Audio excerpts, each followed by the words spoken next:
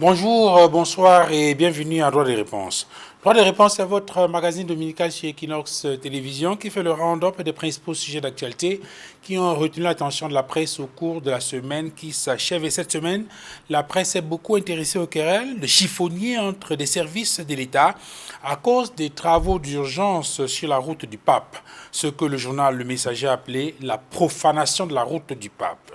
Allusion faite à cette scène, à tout le moins surréaliste, en plein cœur de la capitale Yaoundé, où des affrontements d'une violence inouïe, selon le journal Indépendant, ont opposé il y a quelques jours policiers et ouvriers de l'entreprise Arab Contractor sur le chantier routier Feu Madagascar Cité Verte, suite à la reprise des travaux ordonnés par Célestine Keïta-Cortès, ministre de l'Habitat et du Développement urbain, et Luc Messia Tangna, maire de la ville de Yaoundé. Un conflit, écrit le journal Le Messager, qui expose les fragilités de la gouvernance urbaine dans la capitale. Mais comment en est-on arrivé à un tel conflit entre les structures de l'État?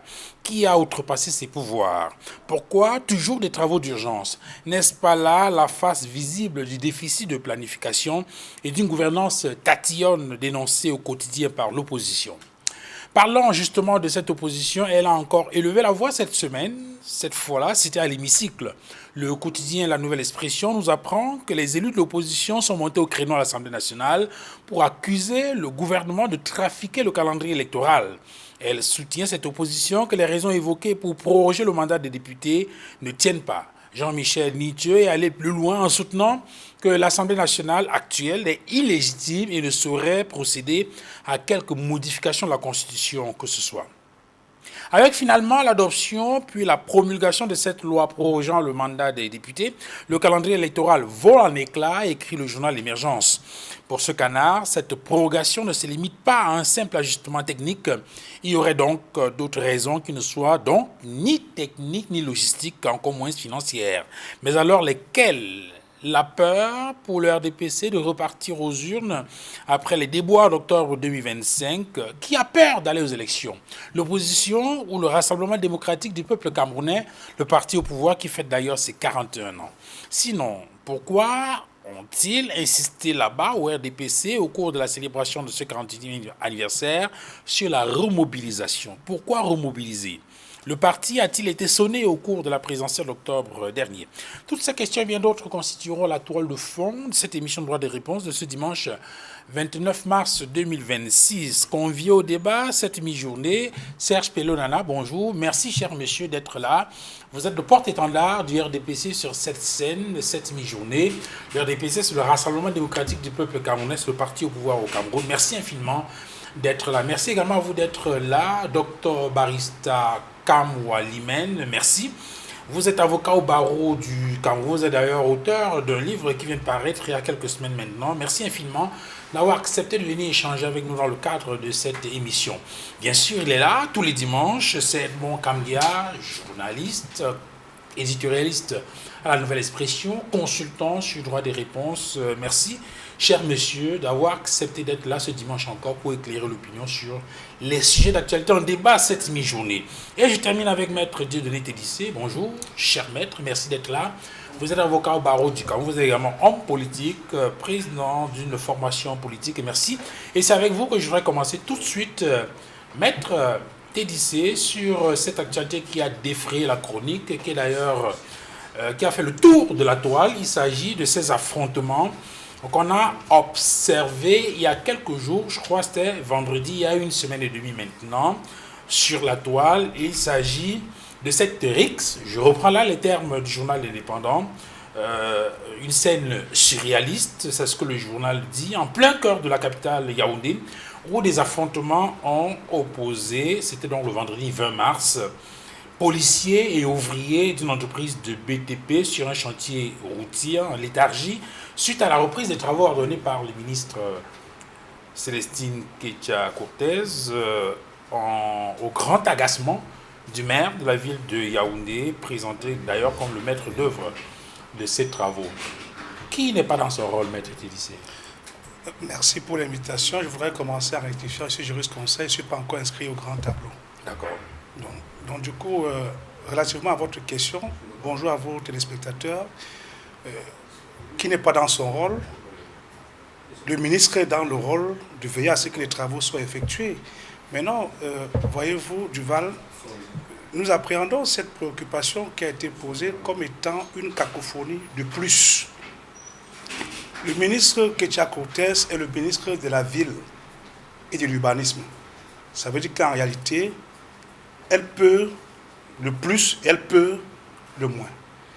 Il se trouve que ni l'un ni l'autre, en l'État, n'était dans la position de vouloir défendre seulement l'intérêt général, mais voulait affirmer dans le cadre de sa compétence qu'il est apte à répondre aux préoccupations et aux attentes des enjeux qui se présentaient. Mais sauf que dans cette dynamique, parce que pour vos téléspectateurs, il se trouve qu'il y a une entreprise adjudicataire qui a reçu la mission d'exécuter les travaux, mais qui était dans l'incapacité de pouvoir boucler et a bénéficié des rallonges qui commençaient à devenir insupportables. Je voudrais vous indiquer que Madame la ministre a agi en urgence, parce que comme je le dis souvent à qui veut l'entendre, à comportement de chemise froissée, réaction de fer à repasser. Il y a une situation qui menaçait l'image du Cameroun par rapport à l'international. Madame la ministre est intervenue pour pouvoir sauver l'image du Cameroun. Donc Madame la ministre était dans son rôle et c'est le maire de la ville qui était carrément hors sujet parce qu'il ne voyait pas l'intérêt général au-delà de ses petites amitiés avec l'entreprise contractante à qui il avait remis le précédent marché. Voilà. Avant de donner la parole à Serge Pello-Nana, pourquoi toujours les urgences Mais Duval, pourquoi toujours les urgences? On est dans C'est des travaux qu'on aurait pu réaliser depuis. On est dans une dynamique. C'est lorsque le pape frappe à la porte que les gens se mettent en branle. Non, en fait, ça ne nous surprend pas beaucoup parce que vous avez une gouvernance par embuscade où les gens travaillent sans planification. Et d'ailleurs, je voudrais vous indiquer que c'est un système qui a toujours existé par des petits pièges. On reviendra tout à l'heure par rapport à la question des législatives municipales. C'est la gouvernance par embuscade parce que les gars n'ont pas de vision. Ils sont dépassés par les événements. Conséquence, ils sont obligés de jouer au plus pressé. Ils sont surpris de tous les côtés. Quand c'est tombé, c'est tombé. Lorsque vous ne pouvez plus avancer, il faut déposer les armes. Parce que, voyez-vous, ce qui se vit là aujourd'hui, c'est la preuve d'un système qui est en essoufflement et qui, de façon élégante, doit se comporter comme certains aînés, Nelson Mandela, déposer carrément les armes. Vous voyez, avec beaucoup de respect pour vos téléspectateurs, il y a une formule. Dans l'ordre des humains, quand les seins sont tombés, le soutien devient élastique. C'est tombé, vous ne pouvez plus rien faire. Quand c'est tombé, déposez tout simplement. Vous vous retrouvez dans la description qui est faite, Serge Pello-Nana. Apparemment, au RDPC, on est dépassé par les événements. Et conséquence, on est obligé de rafistoler, tout est en urgence. Non, pas du tout. Pas du tout. Je considère que c'est une caricature. Quel est dans ce pays essoufflé, où rien ne marche, mais qui continue à attirer les regards, puisque la 14e conférence de l'OMC que le Cameroun abrite, ce n'est pas un don qu'on fait à notre pays. Il faut avoir un minimum de conditions pour accueillir un événement de cette envergure. Quel est donc cet enfer où le pape se rendra pour la 4e fois, après 1985, 1995 et 2009. Si c'était un enfer, je ne suis pas sûr que le pape allait choisir, les papes qui se sont succédés d'ailleurs, de venir visiter ce pays. Donc ne faisons pas de l'autoflagellation. Je sais que les Camerounais, certains Camerounais sont spécialistes en la matière, mais il faut savoir reconnaître que le Cameroun est un pays et une destination qui est fortement sollicité. Mais comment interprétez-vous cette image qui a fait le tour des réseaux sociaux, cette bagarre entre des structures de l'État sur un chantier de construction d'un axe routier, pour voir quel est le message que cela renvoie? Premièrement, il n'y a pas urgence, puisqu'on reconnaît que c'est un chantier qui traîne, qui a été lancé depuis des mois. Donc, il y a plutôt un problème dans l'exécution du marché. Donc, ça, c'est la première chose. Ce n'est pas un marché qu'on a lancé il y a quelques jours pour parler d'urgence, non. Deuxièmement, on a affaire à une insubordination, je vais le dire de manière directe comme ça, parce que n'oubliez pas que les collectivités territoriales décentralisées exercent sous la tutelle du ministère de l'administration territoriale, ça c'est la tutelle administrative, mais maintenant sous la tutelle technique du ministère du développement, de l'habitat et du développement urbain. Donc, lorsque vous avez donc une bagarre à la maison en tant que parent, c'est automatique. Lorsque le grand frère et le petit frère sont en dispute, la première personne à qui vous allez donner tort, c'est le petit frère. Parce qu'il ne doit pas défier son grand frère. Alors, dans le cas d'espèce, le ministre de l'Habitat et du Développement urbain est intervenu pour booster le chantier, et je ne suis pas sûr que ce soit d'elle-même. Parce qu'en matière d'urbanisme, si la présidence de la République veut avoir un retour sur l'évolution d'un chantier stratégique comme celui-là, à la veille d'événements importants, ce n'est pas au délégué, au maire de la ville que la présidence va s'adresser. Ou alors, si la primature veut un suivi et pour des raisons de rendre compte à la présidence de la République, le Premier ministre ne va pas s'adresser au maire de la ville. Son membre du gouvernement compétent, c'est le ministre de l'Habitat et du Développement urbain. Donc, à partir de ce moment, on voit très mal comment le maire de la ville, dans l'ordre protocolaire et hiérarchique, qui est quand même de loin derrière le ministre de l'Habitat et du Développement urbain, parce que je vous rappelle, M. Fangwa, que le gouverneur, qui est au-dessus du préfet, qui lui-même est la tutelle des mairies, a rang de secrétaire d'État, gouverneur de région. Or, là, vous avez un ministre titulaire en fonction et qui est dans le domaine de compétences qui lui est dévolu. Et vous allez vous rappeler que ce n'est pas la première fois que cette défiance se présente. Est-ce que ça n'interroge pas sur l'avancée réelle de la décentralisation? Nous sommes d'accord, la décentralisation vise une gouvernance de proximité. Oui. Alors, comment comprendre donc un projet public d'une importance comme celui-là ait pris autant de temps, avec des prolongements? Nous voulons rappeler aux maires que s'ils veulent donc avoir le respect du pouvoir central, qu'ils soient donc capables d'offrir des projets à date, dans les règles de l'art, sans avoir à se faire taper dessus. Parce que c'est la preuve que peut-être que nos collectivités territoriales décentralisées ne sont pas donc prêtes à exercer justement cette gouvernance locale. Alors les moyens que le MINDU utilise aujourd'hui pour effectivement terminer ces rafistolages entre griffes auraient pu être affectés aux mairies pour faire ce travail, pour boucler ce travail, qu'on n'en serait pas là, non? Mais écoutez... Est-ce que ce n'est pas la preuve qu'effectivement il y en a qui freinent des quatre fers pour ce qui concerne cette... Non, écoutez, est-ce que c'est un marché qui relève du budget de la communauté urbaine de Yaoundé?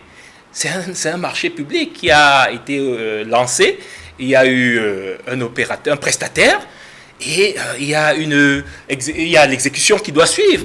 Mais quand ça traîne, si ce marché avait été exécuté selon les règles de l'art, dans les délais requis, nous n'en serions pas là. Donc nous interpellons ici la responsabilité des maires qui aiment à justement taper le torse en disant nous voulons être autonomes, nous voulons prendre en main le destin de nos populations. C'est donc à travers des ouvrages exécutés dans les règles de l'art, dans les délais, et, n'est-ce pas, avec le respect et la courtoisie administrative qui va avec, qu'on pourra leur faire davantage confiance. Mais s'il faut à chaque fois qu'on soit dans un scénario où le pouvoir central doit agir et intervenir pour bouger les lignes, on a bien peur que ceux qui sont chargés donc de conduire la décentralisation, c'est-à-dire les acteurs principaux en première ligne, les maires, ne seraient donc pas prêts à aller dans cette gouvernance locale chère pourtant au président de la République.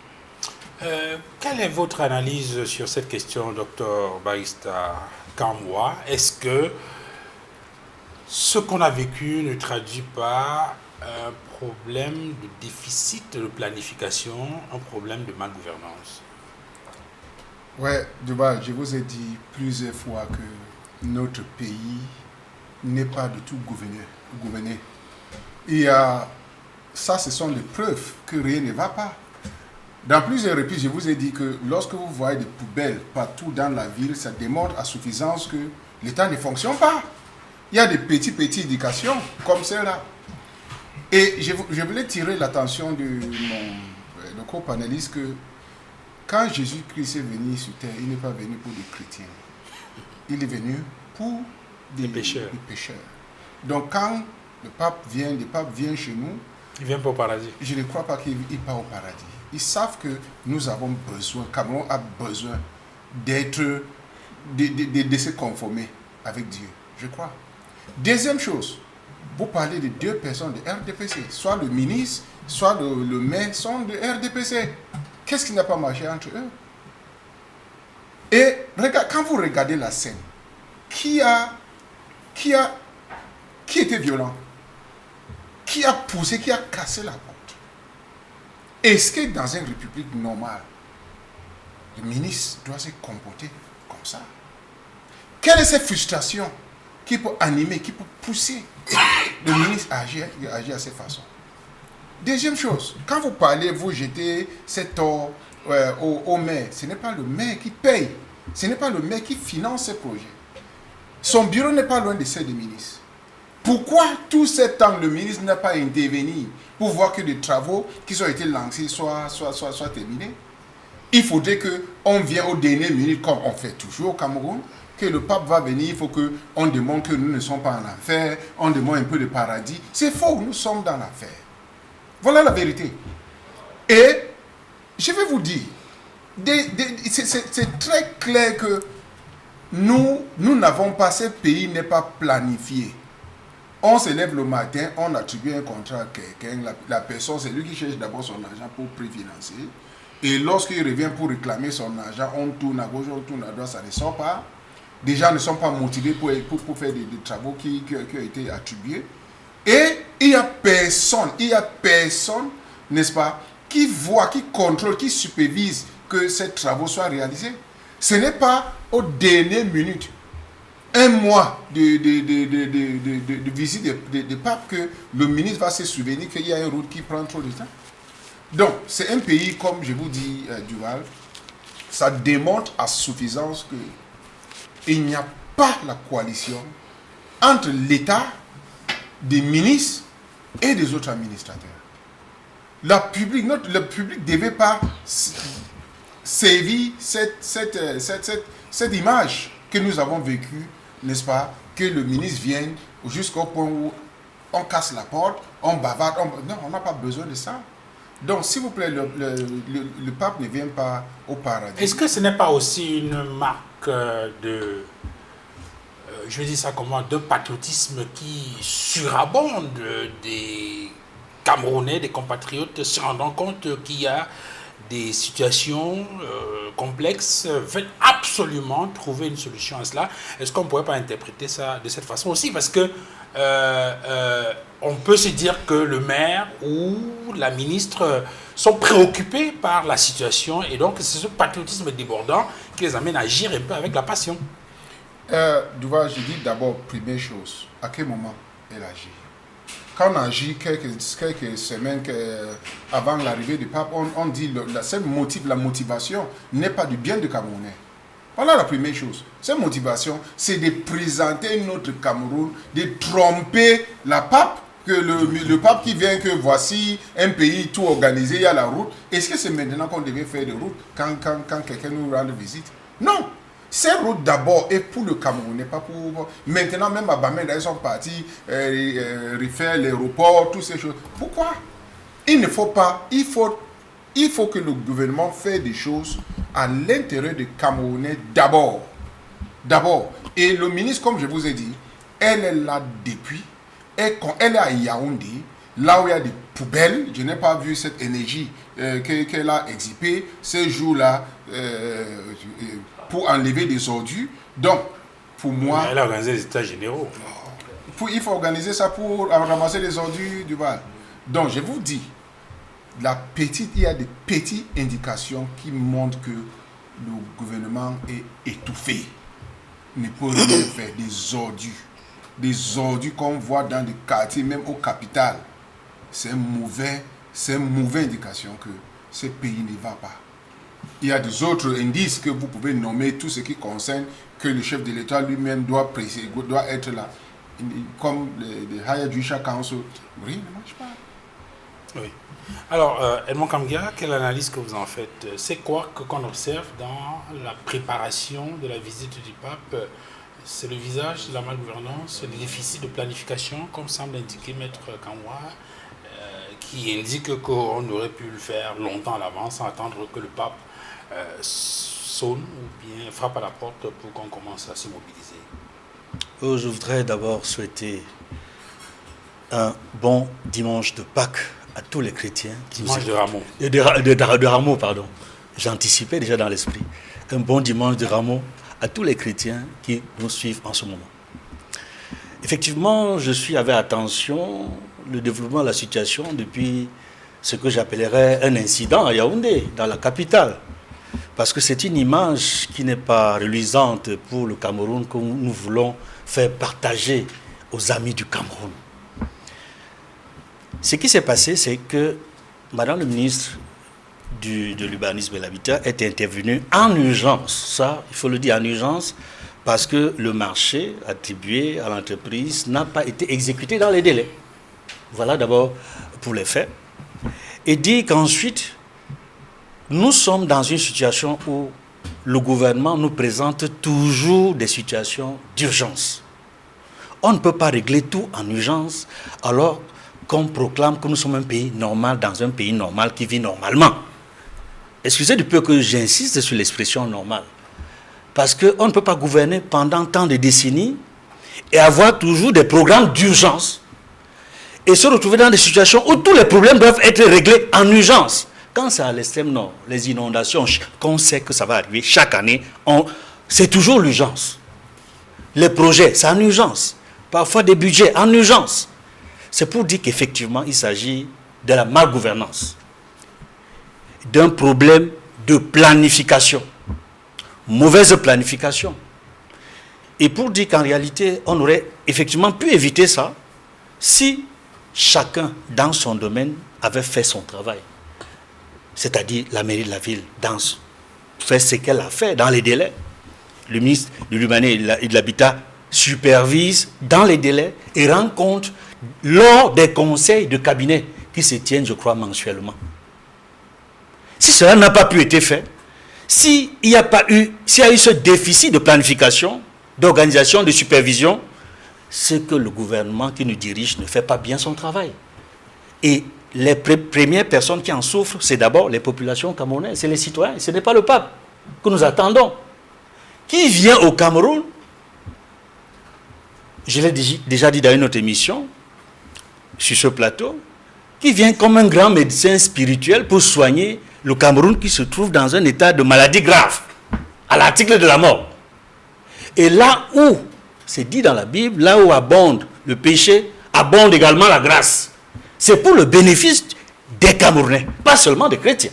Ça, il faut l'ajouter également. Je pense que cet épisode, parce qu'il y en a eu plusieurs, comme des scandales, je sais cette occasion pour rendre hommage à l'ancienne doyenne de l'Assemblée nationale du Cameroun, Laurentine Kouafeugue, qui avait eu, n'est-ce pas, cette ingénieuse idée, cette pertinence de rappeler que le Cameroun ne peut pas continuer à être cet État où on ne parle, où on ne vit qu'en termes de scandales qui se multiplient dans tous les domaines.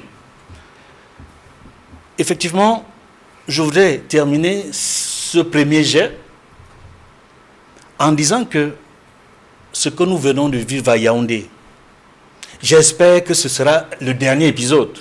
Malheureusement, il ne sera pas le dernier. Parce que nous en avons connu comme ça beaucoup mais il auparavant. Semble que dès que la nouvelle structure a repris les travaux en main, en 4 jours, c'était bouclé. Hein. Oui, d'après les informations qui nous parviennent. Ça veut dire qu'on est capable... On aurait donc pu éviter ça. On aurait pu éviter ça. Mais pourquoi avoir permis qu'une entreprise prestataire se permette de ne pas avoir la compétence pour exécuter dans les délais requis les travaux? Il y a une incompétence quelque part. Il faut sanctionner cela. Il faut que le gouvernement en tire les leçons. La mairie de la ville de Yaoundé, comme le gouvernement, en tire les leçons. Il ne faut plus qu'on vive ça.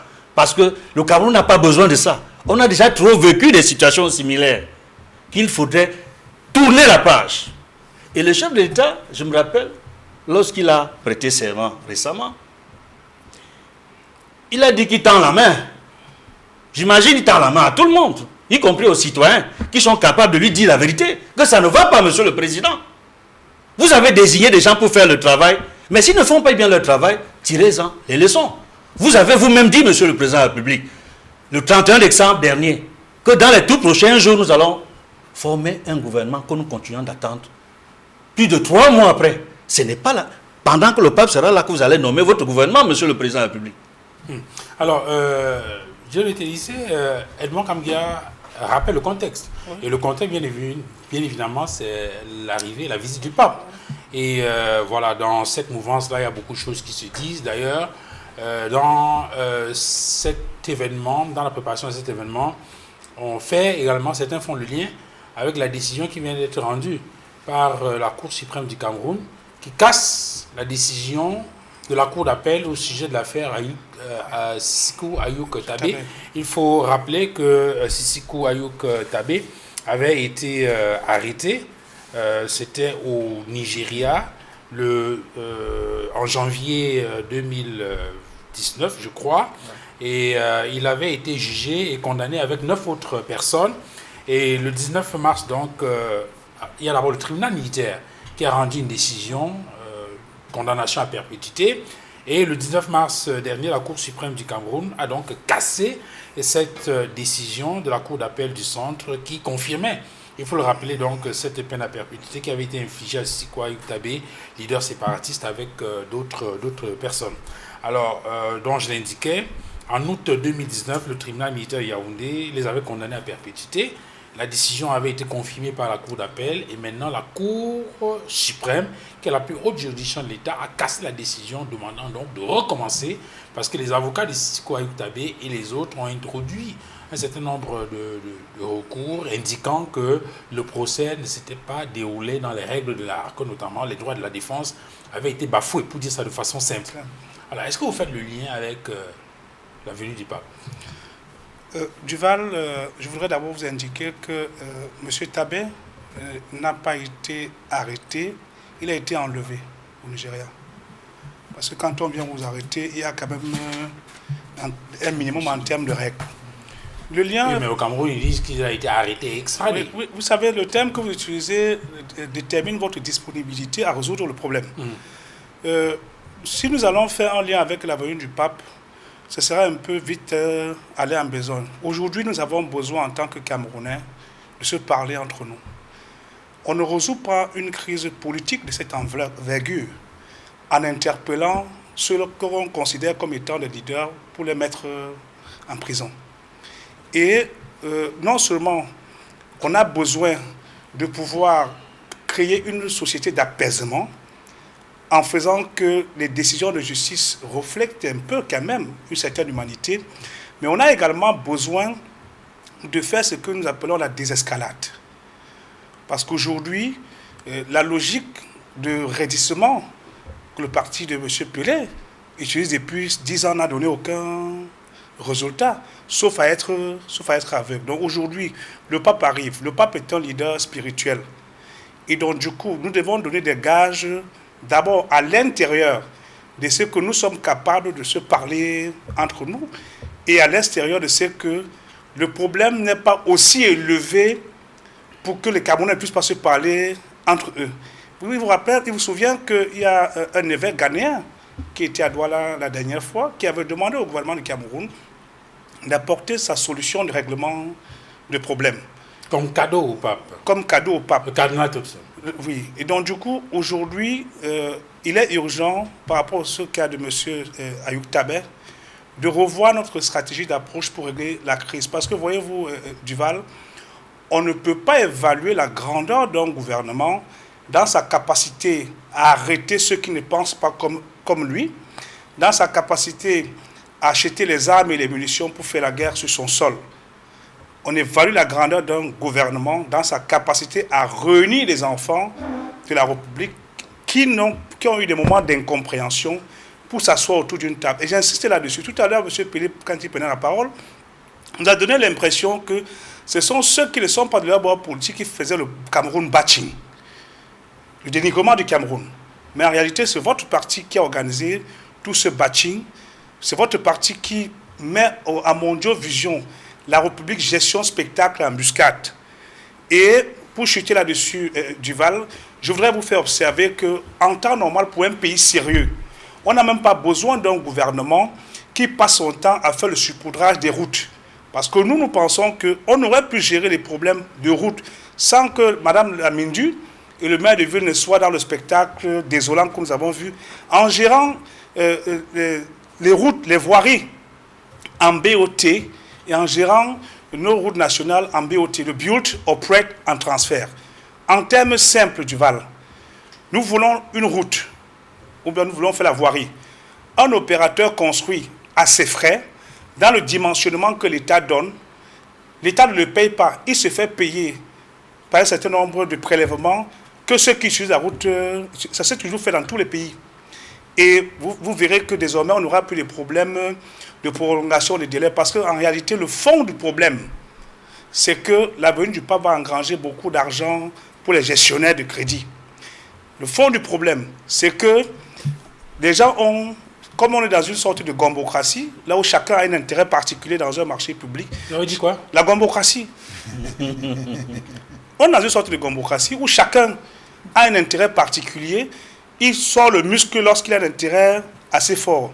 Je le dis avec beaucoup d'emphase parce que, voyez-vous, l'entreprise qui est intervenue en urgence ne vient pas vous faire le monde. Ce n'est pas le monde.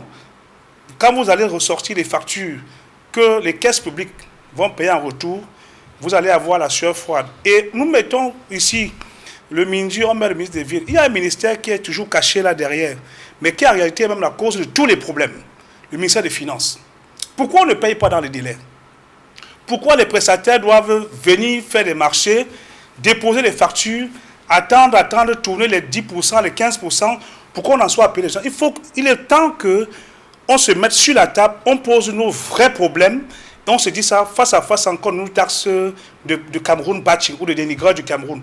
Le fond du problème, c'est un problème d'argent. Il y a quelqu'un qui est responsable de ça, il s'appelle le président de la République, qui a nommé tous ces gens qui créent le désordre. Comment interprétez-vous cette décision que vient de prendre la Cour suprême du Cameroun de renvoyer l'affaire Sisiko Ayuk Tabé devant la Cour d'appel qui avait confirmé une condamnation à perpétuité? Il faut rappeler qu'Ayuk Tabé a été arrêté en août, non, attention, a été arrêté en janvier 2018 au Nigeria. Il a dit enlevé en janvier 2018, mais ce que nous on sait, c'est qu'il a été arrêté en janvier 2018 au Nigeria, extradé au Cameroun. En août 2019, le tribunal militaire de Yaoundé les a condamnés à perpétuité. Puis il y a la Cour suprême du Cameroun qui a confirmé cette décision-là. Et donc récemment, la Cour d'appel a confirmé la décision et la Cour suprême vient de la casser. C'est quand même assez rare dans notre landerneau judiciaire pour ne pas être relevé, pour ne pas être mis en relief. Qu'est-ce qui peut justifier, comment vous interprétez cette décision? C'est vous qui dites que c'est rare, hein, monsieur Duval Fangwa. Je dois vous dire que le Cameroun, deux choses. Hein. Le Cameroun est un état de droit, c'est la première des choses, où le droit est dit en toute impartialité. La preuve, c'est que je vais vous surprendre, parce que vous dites que c'est rare. L'État perd des procès face à des particuliers au Cameroun. L'État perd des procès. Je vais citer par exemple le cabinet Atou, qui a eu raison du ministère du contrôle supérieur de l'État, qui a d'ailleurs subi des peines avec des dédommagements. Donc l'État, n'est-ce pas, de droit que le président Paul Biya a bien voulu construire, c'est un État où lorsque vous avez été abusé, ou alors vos droits ont été violés, vous avez la possibilité de faire recours auprès d'une instance supérieure et avoir gain de cause. Donc c'est ce que nous sommes en train de vivre là. La Cour suprême a réexaminé un dossier qui avait déjà été évacué par le tribunal militaire et a estimé que les éléments ne sont pas suffisants ou alors n'ont pas garanti justement les droits de la victime ou de l'accusé et demande donc que la Cour d'appel réexamine le dossier. Là, nous sommes dans un état de droit où l'arbitraire, de plus en plus, n'a pas sa place.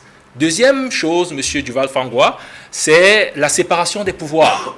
On a souvent reproché au Cameroun d'être un État où la justice est aux ordres, où c'est l'exécutif qui pilote les décisions de justice. Or, dans le cas d'espèce encore, nous ne voyons aucune politisation, vraiment aucune. La justice est indépendante, elle agit en son âme et conscience, et vous n'allez jamais voir le président de la République, n'est-ce pas, remettre en question, ou alors intervenir pour annuler une décision de justice, ou alors faire obstruction à la justice au Cameroun. Donc, vraiment, au RDPC, nous saluons cette décision et nous voulons que le droit soit dit, n'est-ce pas? Parce que quel qu'en soit votre bord politique, quelle qu'en soit votre ethnie, quelle qu'en soit votre religion, nous sommes tous égaux devant la loi et la loi doit nous protéger, nous tous. S'il y a eu une violation des droits de M. Ayoub Tabé, qu'il soit justement rétabli dans ses droits. Et maintenant, il est évident que c'est une décision juridique, si elle est confortée par la Cour d'appel, aura une implication politique. On ne peut pas l'ignorer. Et à ce niveau, en tant qu'homme politique, le Cameroun a besoin, et nous le pensons RDPC, non pas d'une élection de plus maintenant, mais d'un dialogue de plus. Et je suis d'accord avec ce qui a été dit avant moi sur ce plateau. Nous traversons un contexte difficile, avec une tension post-électorale qui est encore traumatisante dans les esprits des Camerounais. Faut-il aller aux urnes aussi vite? Non. Nous croyons qu'il faut d'abord apaiser notre société. Nous croyons qu'il faut se remettre autour d'une table, dialoguer et faire taire certaines incompréhensions, malentendus du passé et mettre en avant l'intérêt du Cameroun.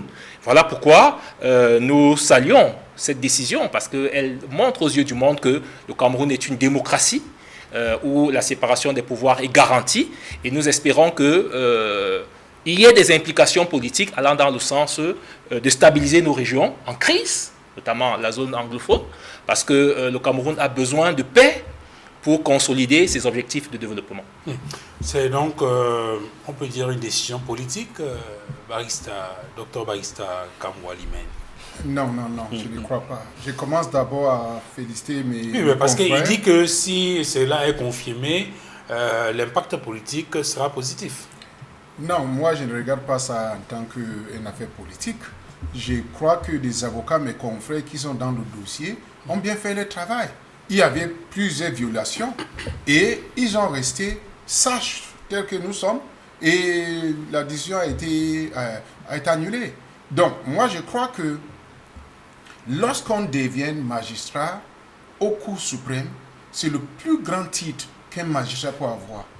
Et à ce titre, chacun de ces magistrats ne doit pas être influencé.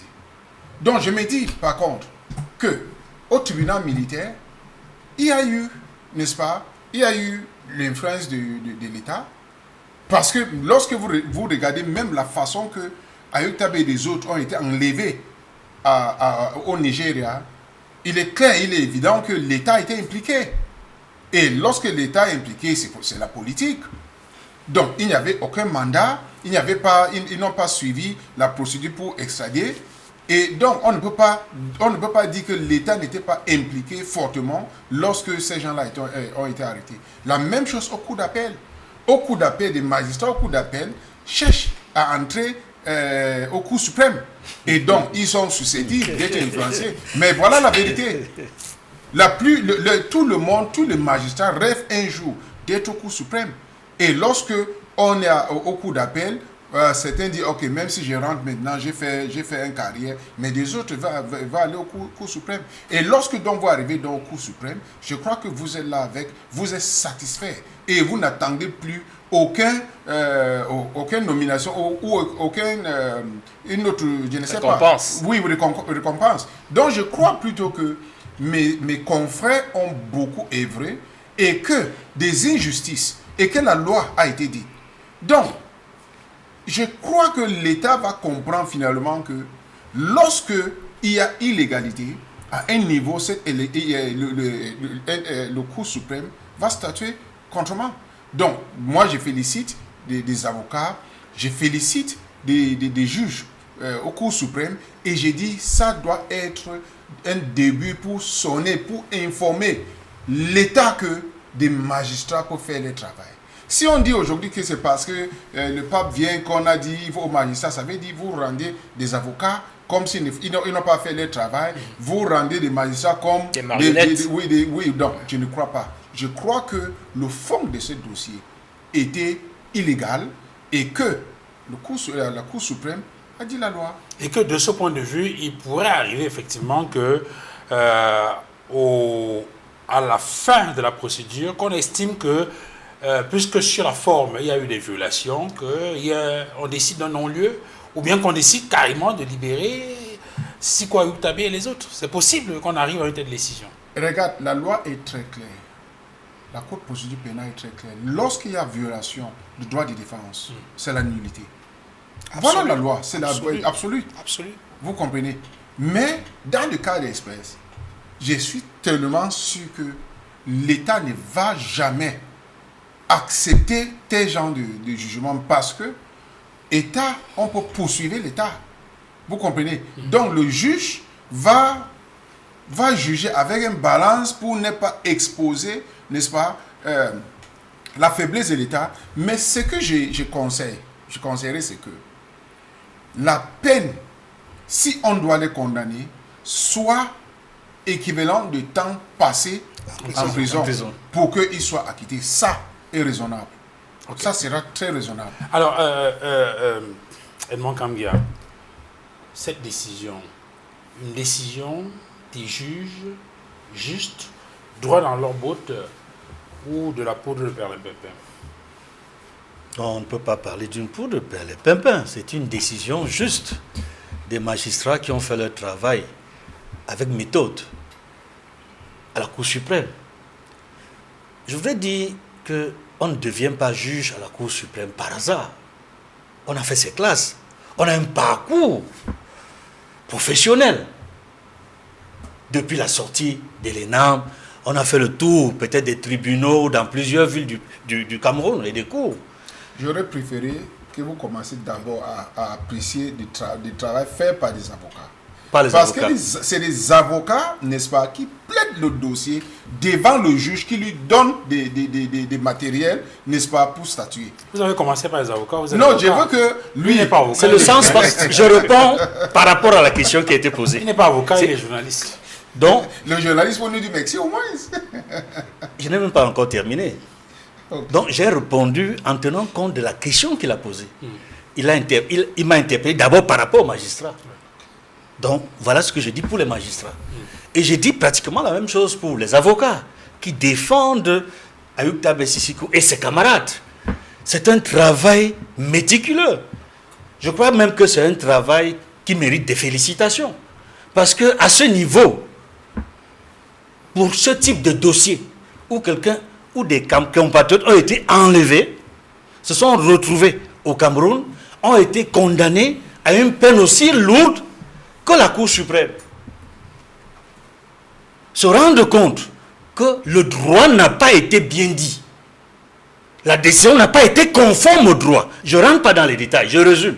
La décision n'a pas été conforme au droit. C'est pour cela qu'il faut réexaminer ce dossier et la renvoie au niveau de la Cour d'appel. Moi, je pense que cela signifie que les avocats ont trouvé le moyen par lequel les magistrats comprendraient qu'il faut revoir ce dossier. Et ça, c'est, il faut le dire, à l'actif des avocats qui suivent ce dossier. Ça, il faut les féliciter aussi. Mais je voudrais par-dessus tout, et là, j'interviens, là, c'est l'analyste qui parle. Les décisions, on les prend. Elles peuvent être justes ou injustes, mais chaque décision, il faut l'interpréter dans son contexte sociopolitique. Et cette décision est une très bonne décision dans le contexte sociopolitique actuel. Je vais l'expliquer. Voyez-vous, depuis octobre 2025, entre le 12 octobre 2025 et ce jour, il s'est passé beaucoup de choses dans ce pays. Il y a eu des marches, des villes mortes, il y a eu des morts, il y a eu des milliers de personnes ont été arrêtées. Plusieurs dizaines de personnes ont été tuées du fait de la crise post-électorale. Il y a encore des prisonniers politiques de cette crise post-électorale. Et je ne parle pas des personnes, des militants de formation politique qui ont été en prison entre 2018 jusqu'à ce jour. Certains d'une formation politique depuis 2020 sont encore en prison, condamnés à 5 ans, 7 ans de prison. Pour le contexte socio-politique actuel, il est bon que les magistrats soient à l'écoute des avocats qui suivent les dossiers des prisonniers politiques et des prisonniers d'opinion. S'il y a quelque chose à revoir, qu'ils insistent pour voir les failles et qu'ils écoutent aussi, parce que là c'est un autre aspect que j'aborde dans ce dossier, le groupe de l'ONU sur la détention arbitraire. Là j'interpelle les magistrats camerounais, écoutez ce que dans tous les dossiers où le groupe de détention le groupe de l'ONU sur la détention arbitraire a demandé qu'on libère des personnes parce qu'ils avaient été arrêtés de manière arbitraire, détenus de manière arbitraire. Messieurs les juges, revoyez tous ces dossiers aussi. Ce sont des prisonniers d'opinion, ce sont des prisonniers politiques, c'est des prisonniers dans d'autres types d'affaires. Voyez dans quelle mesure ces affaires peuvent être réexaminées ou alors faites en sorte que toutes ces personnes soient tout simplement relâchées. Ce ne serait que justice, ce serait le droit aussi.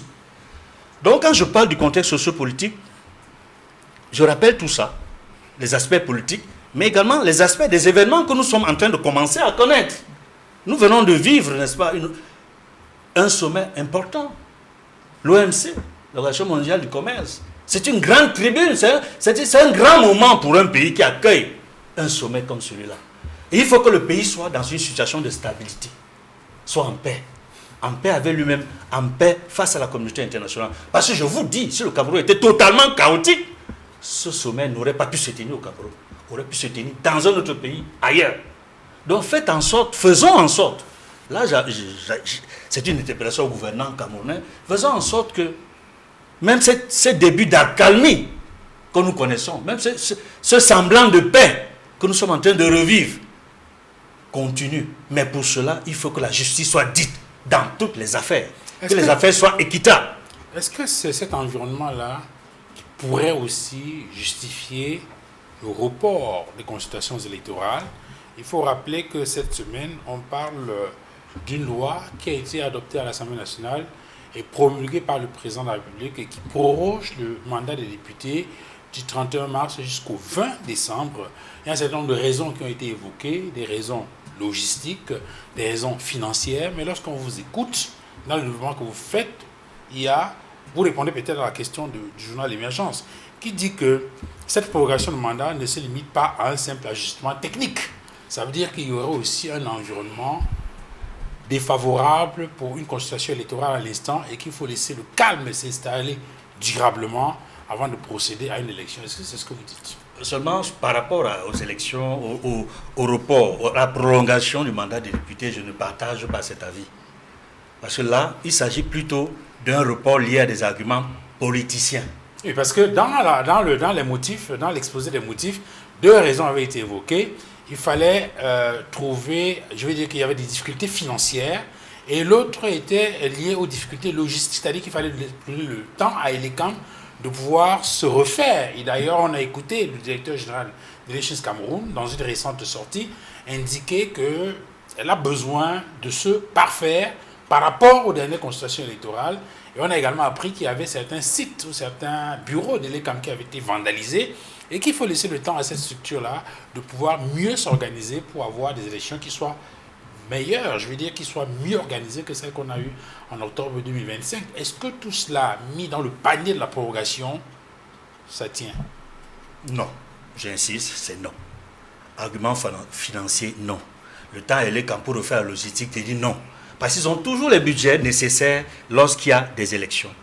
Et lorsqu'une élection législative ou municipale est organisée, 5 ans avant, on sait que dans 5 ans, plus tard, nous aurons des élections. D'où vient-il que 5 ans après, pratiquement à la veille d'une prochaine élection législative ou d'une prochaine élection municipale, on revient sur des arguments financiers? Ça veut dire qu'il y a un problème de planification, ça veut dire qu'il y a un problème de budgétisation. Bref, c'est la malgouvernance une fois de plus. C'est pour ça l'argument qui peut le mieux expliquer, c'est l'argument politicien. Faire reculer le calendrier électoral aujourd'hui, c'est la preuve que le RDPC a peur d'aller aux élections pour vivre la même contre-performance que son candidat a connue le 12 octobre 2025. Parce que c'était une contre-performance. Si je m'en tiens simplement au résultat officiel proclamé par le Conseil constitutionnel, le résultat obtenu par le président Paul Biya est l'un des plus mauvais résultats qu'il ait obtenu depuis le retour au Cameroun au multipartisme.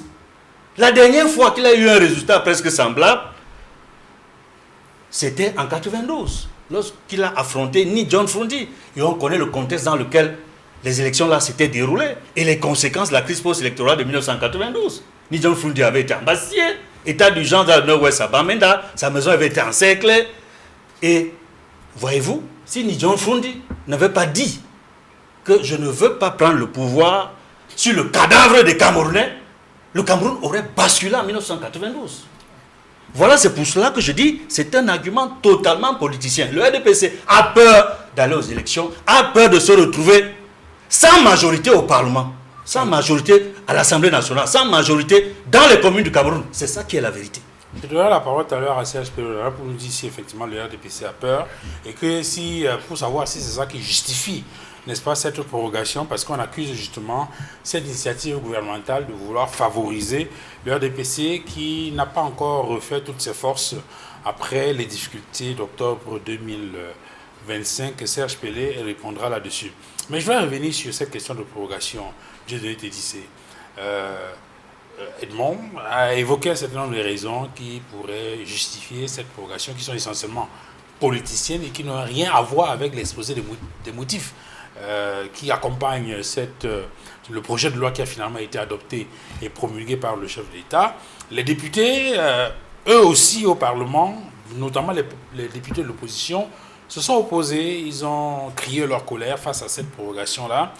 Jean-Michel Nithieu est allé plus loin en indiquant que l'Assemblée nationale actuelle, telle qu'elle se présente, illégitime et ne pourrait pas avoir la légitimité nécessaire justement pour pouvoir statuer sur d'éventuelles modifications de la Constitution et que si jamais le gouvernement avait l'intention de procéder à une modification de la Constitution aujourd'hui, la seule façon de le faire pour que cela soit correct et que cela réponde aux aspirations populaires, c'est de le faire par voie référendaire.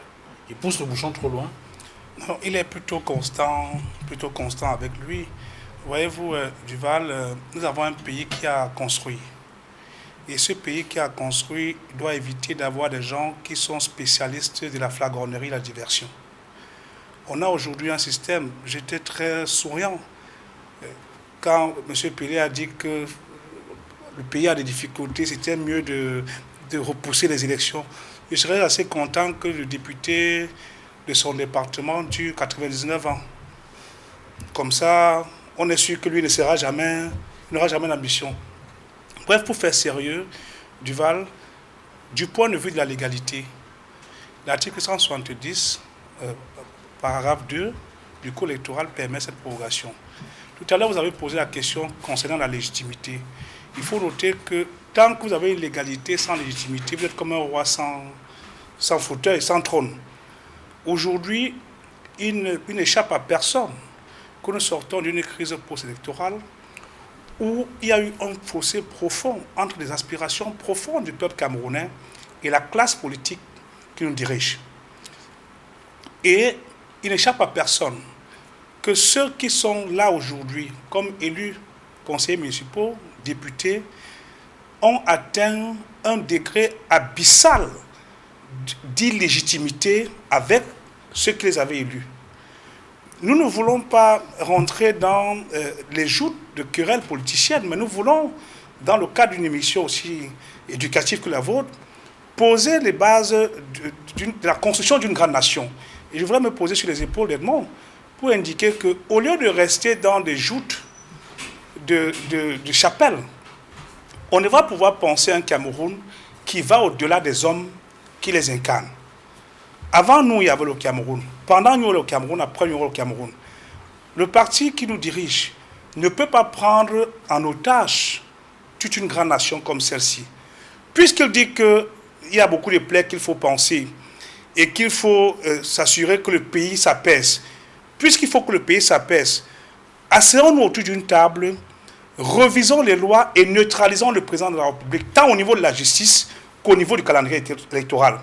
Il faut sanctuariser le calendrier de façon à ce que les tests ne soient pas taillés pour avoir une monarchie politique qui sous-tend avec une certaine gombocratie. Parce que même les députés de votre parti, on en discute, ne sont pas très d'accord avec ce qui se fait. Mais comme chacun est tenu, il a les marchés publics à gauche, il a les marchés publics à droite, il est obligé de fermer la bouche. Bref, Duval, aujourd'hui, il faut sanctuariser les tests, faire en sorte que l'ECAM ne soit pas en train de jouer les joueurs qui sont déjà presque arrivés à la fin du match. Ils font comme le Maroc, ils viennent saisir le ballon, alors que le match se joue et même est terminé, et que des choses ont été faites. Bref, aujourd'hui, comprenons que la meilleure logique, ce n'est pas de confisquer le ballon avant la fin du match. C'est de laisser le match faire, parce que la gestion de l'État, c'est la course de relais. Et tant que vous ne restez pas dans l'esprit de la course de relais, vous risquez l'essoufflement. Et cet essoufflement menace l'ensemble de l'équipe. Non, l'ensemble de la cohésion nationale, parce que le Cameroun n'est pas seulement pour eux. Nous sommes tous fils du Cameroun. Et c'est pourquoi, au niveau du dispositif législatif, il est urgent que nous puissions nous asseoir. Faire en sorte qu'une institution comme celle de la justice, qui a commencé à agir efficacement par rapport à Youktabé, que nous saluons d'ailleurs, soit réformée fondamentalement pour que le Conseil supérieur de la magistrature ne soit plus entre les mains du politique. Et nous pensons que pour que le Cameroun soit vraiment apaisé, solide, il va falloir arriver à des réformes où on fixe le délai de jugement des affaires, on sanctuarise les délais des élections, on s'assure que le président du Conseil supérieur de la magistrature soit élu par les magistrats du premier grade au quatrième grade, hors échelle deuxième groupe, que le secrétaire général du Conseil supérieur de la magistrature soit désigné par l'Assemblée générale des avocats, et faire en sorte que pour devenir procureur, qu'on ait été avocat pendant 5 ans, pour devenir juge, qu'on ait été procureur pendant 10 ans, et que quand on devient juge, on devient inamovible. Et qu'il y ait un juge d'application des peines et un juge de la mise en état de dossier. Pourquoi? S'il y avait un juge de la mise en état de dossier, on se serait rendu à l'évidence qu'on n'aurait pas gardé M. Ayoub Tabé pendant tout ce temps. Il a passé en prison. Pour venir aujourd'hui prendre une décision. Et je le dis avec pertinence, pourquoi? Parce qu'aujourd'hui, quand vous regardez le corpus législatif du Cameroun, on a comme l'impression qu'au lieu que ce soit des intellectuels patriotes qui aient conçu les tests, on a eu des intellectuels. Des gens qui ont conçu les tests taillés à la mesure d'un homme qui pouvait faire la pluie et le beau temps. Mais malheureusement, quelle que soit la durée de la nuit, le jour finit par se lever. Et c'est pratiquement hypothéquer l'avenir des milliers de Camerounais pour ces intellectuels qui ont rédigé ces tests. Parce qu'aujourd'hui, le corps physique ne va pas toujours garder la même célérité avec l'avenir. Donc, c'est vous, du parti au pouvoir, qui avez remis le Cameroun dans l'état où nous sommes, et vous devez être comptable, ne cherchez pas les poux sur la tête des autres. La prorogation des mandats, comme ça a été fait aujourd'hui, est une escroquerie politique qui continue.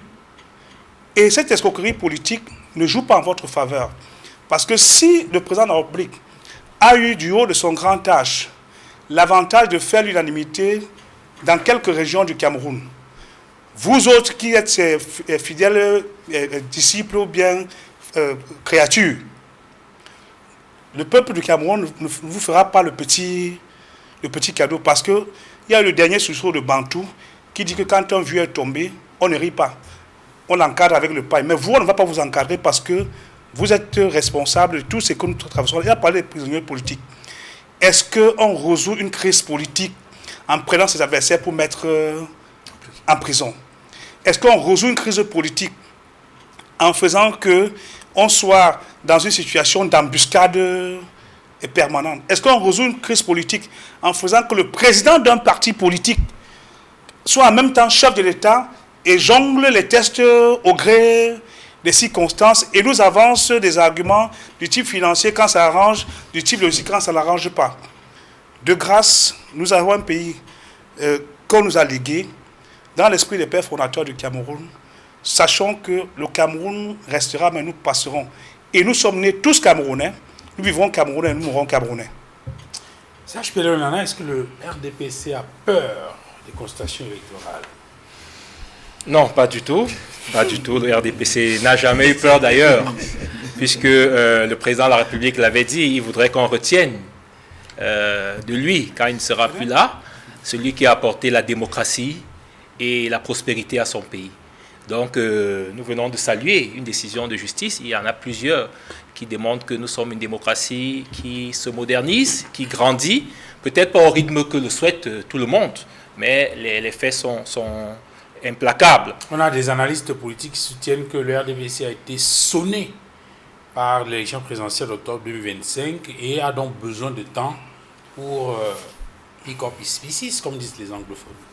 Non, écoutez, sonner, c'est trop dire. Nous avons eu 53%, à peu près 54%, 53,66%, avec 11 concurrents.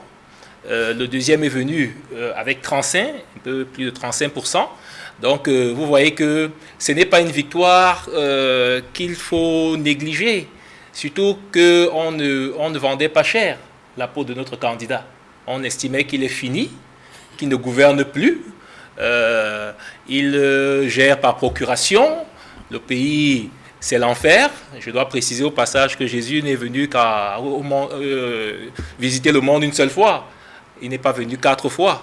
Donc, quand nous parlons de ce pape qui va venir pour une 4e fois au Cameroun, vraiment, je crois que s'il y a un enfer dans le monde aujourd'hui, peut-être qu'il serait allé en Iran, où les choses vont très mal là-bas, ou du côté de l'Ukraine. Mais s'il vient au Cameroun, c'est parce qu'il a un minimum d'abord de sécurité. Et je dois vous préciser que l'aéroport de Bamenda, qui est fonctionnel et qui a accueilli le président de la République lors de sa dernière visite là-bas, n'a pas attendu la venue du pape, tout comme les autres plateformes aéroportuaires. La dernière fois, c'était quand encore, vous vous souvenez? Il faut que nous le disions. Oui. 51. Oui. Vous avez été à Bamenda la dernière fois quand? Bon, là n'est pas. Je voudrais rassurer que le pape va arriver à Bamenda dans un aéroport moderne. Donc, on n'a pas attendu qu'il vienne pour commencer à construire l'aéroport. Donc, je veux maintenant revenir à votre question pour dire que, pour 3 raisons, le RDPC n'a pas peur d'organiser des élections. La première raison, nous l'avons déjà reconnu, il y a un contexte post-électoral qui n'est pas la faute du RDPC. Il faut le dire à ceux qui nous regardent. Parce que M. Kamga a bien dit que John Fundi a refusé de marcher sur le corps des Camerounais en 92 pour arriver à Itoudi. Mais qui a accepté vouloir marcher sur le corps des Camerounais en 2025 pour arriver à Itoudi? Allez, suivez mon regard. Personne. Il y a quelqu'un qui a accepté, qui a voulu marcher sur le corps des Camerounais pour arriver à Itoudi. Et cela a entraîné des morts, cela a entraîné des dégâts. Qui va réparer ces dégâts? C'est toujours l'État du Cameroun.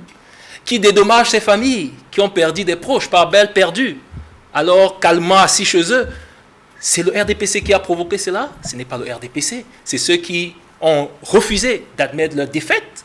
C'est ceux qui ont contesté des décisions souveraines du Conseil constitutionnel, avant même qu'elles ne soient connues. C'est ceux qui ont confisqué le ballon. Je suis désolé, ce n'est pas le RDPC qui a confisqué le ballon en cours de jeu. C'est un candidat arrivé pourtant 2e, qui aurait pu profiter de ce résultat pour rebooster, n'est-ce pas, les lignes au niveau du paysage politique national, qui a choisi plutôt la voie de l'exil. Et je suis convaincu qu'il s'ennuie beaucoup en Gambie. On aurait préféré même un Issa Chirouma au Cameroun, n'est-ce pas? Même s'il est embastillé, il aurait été plus utile pour les Camerounais et plus utile pour la révolution qu'il a prétendu vendre aux Camerounais. Donc, il faut d'abord que les gens comprennent qu'il y a un traumatisme national que ces gens ont provoqué. Et les CAM, quelqu'un le mentionnait tout à l'heure, a vu ces bâtiments vandalisés, incendiés.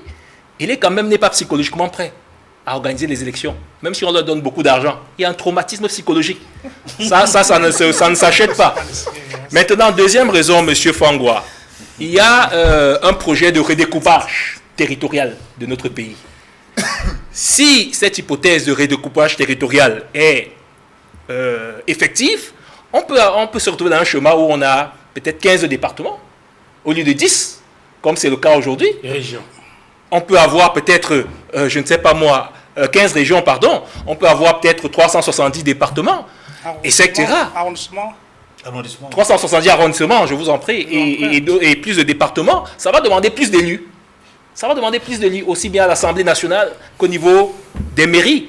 Alors, si on organise les élections maintenant, ce projet sera mort-né, puisque on devra encore organiser les élections pour désigner les élus en peu de temps. Or, on peut attendre qu'ils soient mis en place pour qu'il y ait une reconfiguration, n'est-ce pas, un repositionnement de nos différents élus et on va dans les élections. Ça, c'est une raison technique qui peut justifier le report. C'est-à-dire ce redécoupage territorial peut reconfigurer l'espace politique et pouvoir de nouveaux postes Mais il y en a qui pour des élus. Il y en a qui interrogent le timing. Hein. Maintenant, Pourquoi maintenant? Pourquoi maintenant, après M. 2025? Fangwa, j'aurais été réjoui que nos amis de l'opposition, nos hommes politiques de l'opposition, saisissent ce report pour peut-être se faire une santé politique. Parce que pour nous, nous avons gagné les régionales. On a eu 100% régional, vous avez oublié cette consultation. On a eu, après les élections présidentielles, un 100% 100 secondes au régional. Donc le RDPC est même celui qui est perdant en matière de report, parce que si les élections se tenaient à date prévue, nous étions dans une dynamique de victoire après les régionales. Mais nos adversaires politiques, qui pour la plupart... ça aurait pu changer? Ça aurait pu changer. Puisque l'électorat reste le même. Je veux dire, le collège électoral reste le même. Figé, carrément. Non, nous n'avions pas la Damawa. Nous avons pris la Damawa. Et pourquoi nous avons pris la Damawa? Parce que quelqu'un qui pouvait la prendre a choisi de s'exiler, a choisi de jeter les armes. Ça, c'est de la lâcheté. Et nous disons que cette démobilisation même de la part du second à l'élection présidentielle n'avantage pas l'opposition.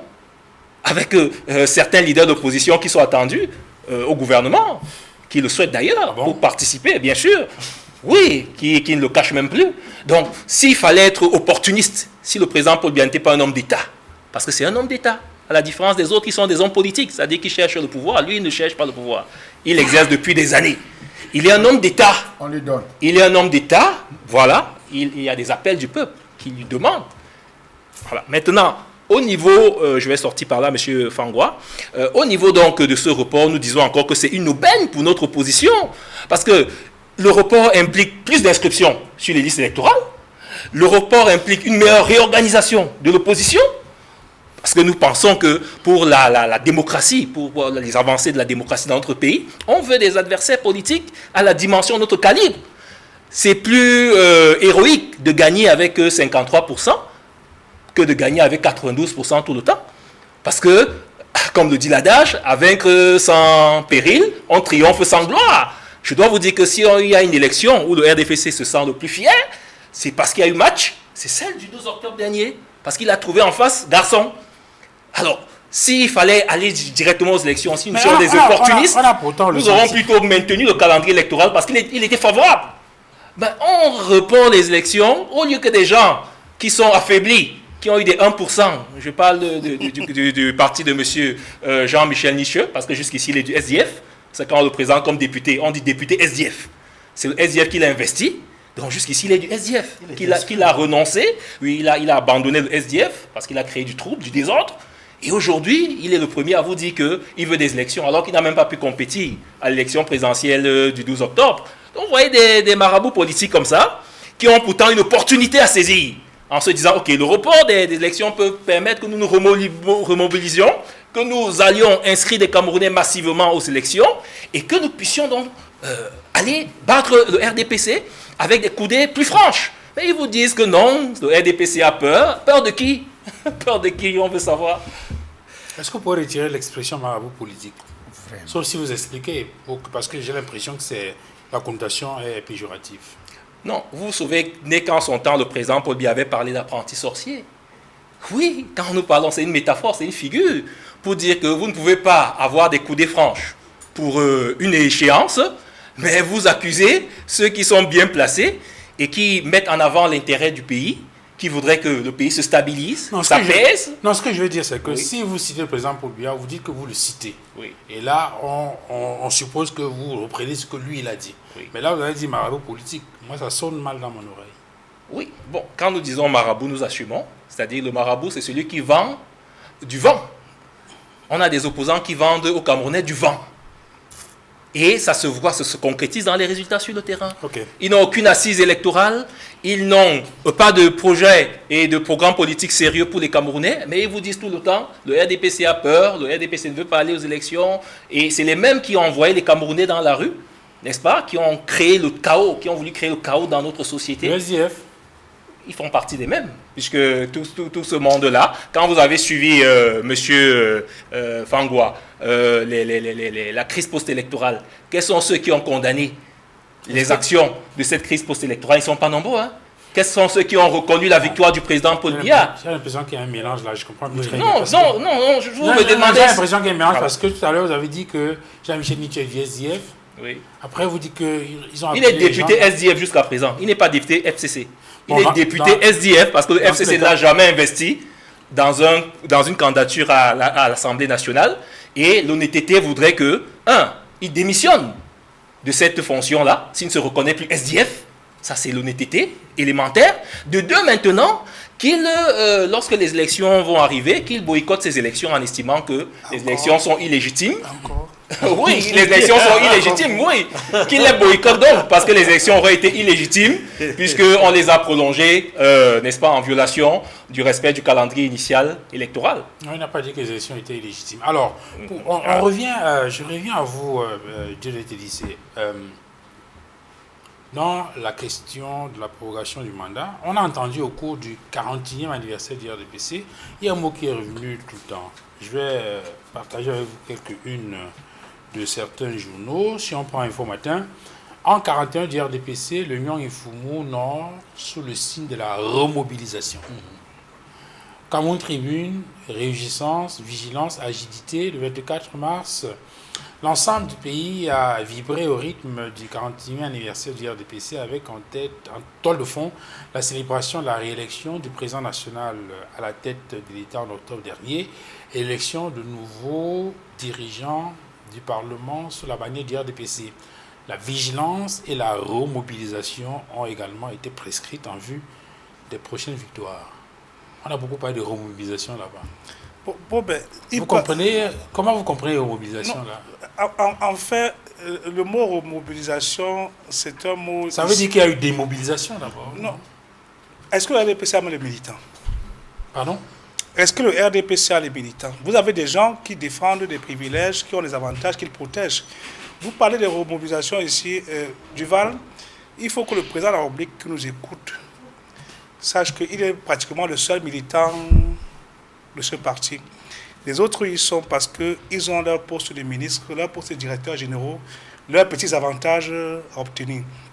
Aujourd'hui, quand il parle de remobilisation, ceux qui ont conçu ce message sont bien conscients de ce qu'il y a un gap profond entre les aspirations du peuple camerounais et ceux qui prétendent les représenter. Aujourd'hui, nous sommes dans un septennat. Je me suis amusé un peu tout à l'heure quand M. Pelé évoquait la multiplication des régions. La remobilisation ici traduit tout simplement que l'inaptitude de ces gens qui nous dirigent est palpable et visible. Et qu'en réalité, entre la base militante et l'élite politique, il y a pratiquement un fossé océanique. Et je vais le dire à mon frère Pelé, peut-être que sur Douala, sur Yaoundé, et dans quelques grandes villes, vous avez l'impression que ceux qui gagnent les marchés publics et qui rentrent dans les quartiers, donner les billets et les tricots, pour vous donner l'impression que vous avez encore de l'empoigne. Réveillez-vous, parce que dans les villages, les cacaoculteurs de la Léquier, les cacaoculteurs du Bamenoubou, de la Oul-Sanaga, du Fako, bref, de tout le pays, sont dans un désamour total. Vous les avez vendus la fumée. Vous avez vraiment intérêt à vous remobiliser si d'aventure il y a encore un petit amour. Vous êtes comme cet homme qui a pris une jeune dame qui ne connaissait rien. Vous avez fini de lui filer beaucoup d'enfants et vous l'avez abandonné dans la rue. Les gens sont déçus. Les populations, les agriculteurs qui nous écoutent sont déçus. Le cacao est passé jusqu'à... Avant, on était à 1200. Vraiment, si à votre place, on se serait abstenu de faire les grandes enjambées des célébrations. Ne soyez pas comme... Heureusement, nous sommes en période pascale. Les chrétiens qui m'écoutent connaissent le livre de Samson et Dalida. Vous avez déçu l'homme du renouveau que vous prétendez défendre. Et ne faites pas en sorte qu'il fasse pour vous ce que Samson a fait pour les gens de Jérusalem qu'il avait déçus. C'est assez important. Il faut retenir cette leçon. Parce que vous ne pouvez pas avoir un peuple qui est dans le désamour, qui souffre. Entre-temps, vous paradez à coups de grandes sirènes. Allez lire le livre d'Achab, le livre des juges, Achab et Jézabel. et vous comprendrez que face à la douleur des Camerounais, face à des milliers de déplacés internes de la crise du Nozo, face à des milliers de personnes qui attendent les inondations bientôt ou partiront acheter les matelas pour venir donner, louer les camions pour venir donner, alors que vous aurez pu capter le lac de Maga, le fleuve Blou, le Logo de Chari, pour produire du riz, du blé, et faire que nos frères ne viennent plus dans le sud conduire les motos, parce que vous avez empêché qu'on importe le blé et qu'on produise suffisamment sur place pour sédentariser les jeunes. Vraiment, réveillez-vous et sachez que vous allez proroger les élections, même 50 000 fois. Mais vers la fin, vous allez seulement tenir. Et cette fois-ci, ce n'est plus Paul Biya que. Parce que le maire qui va s'amuser à prendre la photo de M. Paul Biya pour mettre là, pour dire que c'est le président, ce n'est pas lui qu'on votera à la mairie. C'est vous. Que chacun vienne. Et c'est pourquoi je parlais tout à l'heure de l'escroquerie politique. Parce que les gens viennent, ils se cachent derrière la photo du président, ils se cachent derrière la photo de la première dame, alors qu'en réalité, s'ils mettent leur propre visage pour dire que c'est moi qui suis candidat, alors on va les racler. Donc, l'escroquerie politique doit s'arrêter. Et sachez que vous ne pouvez plus remobiliser.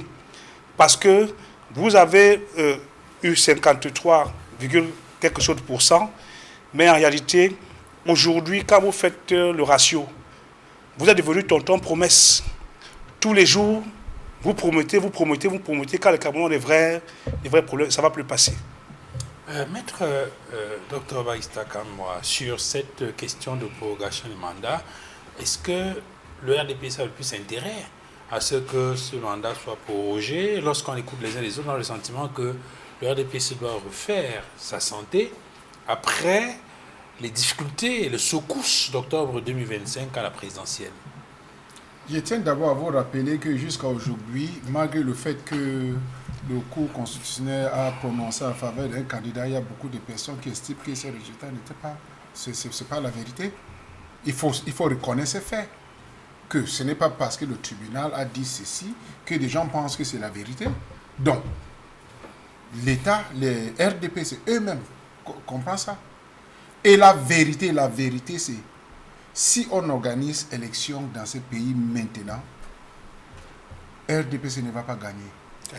Voilà la vérité. Ils ont peur. Qui va gagner? Et regarde, quand j'écoute, vous avez fait bien de me donner la parole peut-être plusieurs minutes après l'exposé de mon co-panéliste. Parce que quand il parlait, j'ai posé la question pour savoir, est-ce que nous vivons, n'est-ce pas, dans le même pays? Est-ce qu'on voit des choses qui se passent de la même façon? Et heureusement que vous m'avez donné un peu de temps. Oui, j'ai remarqué ça. C'est la raison pour laquelle parce que j'aurais été un peu... Vous aurez pu bondir sur lui. Oui, j'aurais été un peu imposé. Maintenant, vous êtes un peu plus calme alors. Nous sommes habitués, ne vous inquiétez pas, sentez-vous libre. Vous comprenez? Nous sommes habitués. Et donc, je vais vous dire quelque chose. On gère ces pays, il y a trop de mauvaise foi dans la gérance de ces pays, qui a commencé depuis. Et je prends un petit exemple. Prenez notre constitution du 96. Vous comprenez qu'il y a des institutions qui ont été des institutions constitutionnelles que chaque fois qu'on dit qu'il y aura ça, peut-être par exemple, il y aura Cour constitutionnelle, n'est-ce pas? On dit, on va toujours dire, lorsqu'il y aura un décret d'application. Vous comprenez? Vous regardez toutes les choses que les Camerounais veulent. Il y a toujours un blocage. Vous comprenez? Dans toutes les lois, c'est comme ça. Et je vais vous dire quelque chose. Est-ce que les députés de RDPC dans ces pays travaillent pour l'intérêt de la population? La réponse est non. La plupart de ces personnes sont des hommes d'affaires. Voilà la vérité. Et lorsque vous êtes là et vous pensez que vous devez protéger votre intérêt, vous passez par des méthodes peu orthodoxes, n'est-ce pas, pour valider, n'est-ce pas, des lois qui vont favoriser que la personne qui vous protège reste là-bas pour toujours. Regarde, je ne sais pas si des jeunes qui viennent parler au nom de RDPC vivent dans le pays ici que nous vivons. Et si leur vie est différente de ceux qui souffrent, je ne sais pas. Parce que quand je les regarde, ils vivent dans le même quartier que nous, ils traversent des mêmes ordures que nous, ils sont mal payés, ils cherchent à grimper, ils cherchent à avoir un peu, ils souffrent, ils n'ont pas. Et on vient à la télé, on dit, tout se va bien. Oh, Nincho, c'est un marabout. Il est marabout par rapport à quoi? Il a été voté par la population. Oui, il a un mandat électif. Il a un mandat, donc vous ne cours, pouvez pas venir, vous ne pouvez pas venir l'insulter. Donc ça veut dire que vous insultez des gens qui ont voté. Et n'oublie pas que là où on l'a voté, RDPC était présent. Oui. On n'a pas voté RDPC. Donc il faut lui respecter. Il faut respecter le fait qu'il s'est compétit avec des RDPC, il a gagné. La vérité, c'est que RDPC a peur. Quand on parle d'infrastructure, on a eu l'élection passée de l'Assemblée des députés au nord-ouest, au Nozo. Il y avait quelle institution qui fonctionnait?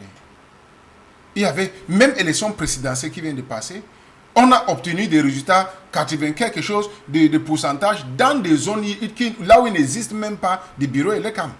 Donc, la difficulté posée par le gouvernement pour ne pas tenir l'élection est fausse. Ils ont peur. Et quel que soit le moment que vous allez venir pour organiser cette élection, il y a quelque chose qui est clair. Les Camerounais veulent un changement. Lorsque vous dites que la personne qui a gagné seconde place a voulu tremper sur le cadavre pour être président, ça c'est faux. C'est des Camerounais qui ont décidé que leur victoire ne doit pas être volée. C'est des Camerounais qui ont décidé. Personne n'a envoyé quelqu'un. Personne n'a pas envoyé quelqu'un. Donc, si vous venez là-bas ici parce que vous êtes envoyé, oui, vous êtes envoyé de venir parler. Mais eux, ils ont sorti parce qu'ils veulent un changement dans ce pays. Et toute personne qui est honnête va accepter que ce pays ne va pas. Vous-même, vous savez, dans votre cœur, au fond de vous, vous savez qu'il faut un changement radical dans ce pays pour que le Camerounais soit à l'aise. Donc, ce rapport, c'est une démonstration de peur qui est justifiée. La peur qui est justifiée. Mais même si ça vient 2-3 ans après, RDPC va toujours perdre. Ils vont perdre cette élection. Parce que le peuple camerounais veut un changement. Le peuple camerounais veut se développer. Le peuple camerounais a besoin d'une autre structure politique. Edmond, est-ce que vous pensez que le RDPC a véritablement besoin de se remobiliser? Est-ce que vous comprenez bien le terme remobilisation? Est-ce que cela veut dire que c'est un parti qui a été démobilisé? Si oui, par qui? Par quoi? 41 ans après, le RDPC est-il toujours la solution? Sur l'expression remobiliser, je pense que ceux qui ont eu cette idée ont beaucoup réfléchi pour la trouver.